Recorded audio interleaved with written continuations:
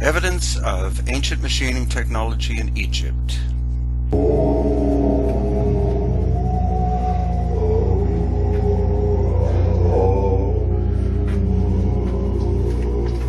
This is a new book that I've just written, and it presents the evidence. At the Aswan Quarry in southern Egypt, we find, among other things, the unfinished obelisk, which would have weighed 1,200 tons had it been completed. Quite an amazing achievement, and something beyond the capability of the dynastic Egyptians, because Egyptologists tell us that these stone pounders were what were used to create. Then also at Elephantine Island, we find this amazing rose granite, single piece of stone shaped with amazing ability, and other examples at Elephantine Island as well. Just to the north, we have the Tomb of the Nobles. These, of course, were tombs, but these chambers were cut into sandstone. Not just columns inside, but hallways extending 30-40 feet.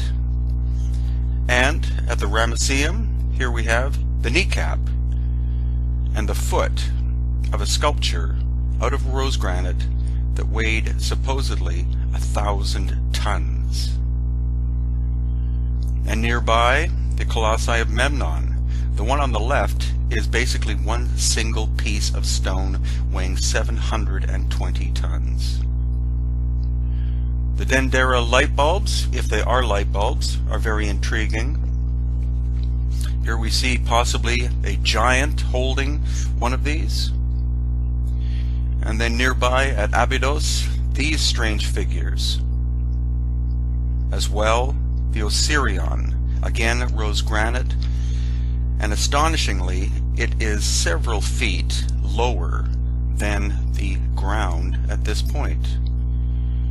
And at Karnak, which is a huge place, we have this massive obelisk out of rose granite.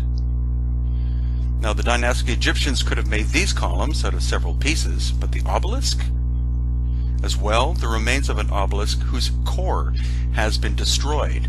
Some theorize that ancient technology was used here, such as these obvious core drill holes. Now, of course, in modern times we have tube drills, but did the ancient Egyptians have these? Or are we looking at lost ancient technology, much older?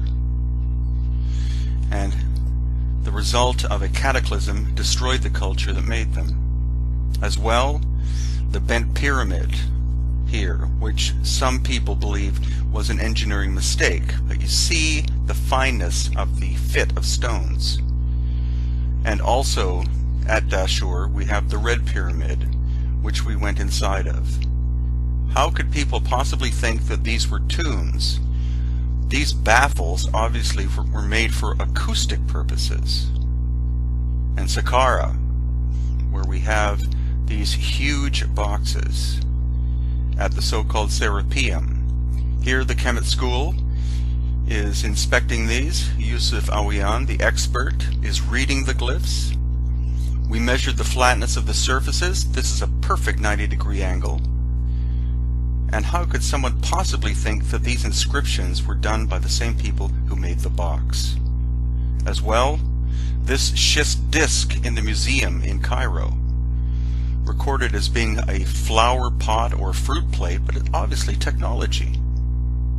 And at Abu Sir we have Yusuf Awiyan inspecting what clearly is a saw-shaped piece of basalt. And as well, we have more curious drill holes like this. In detail, you can see how the drill entered the hard granite.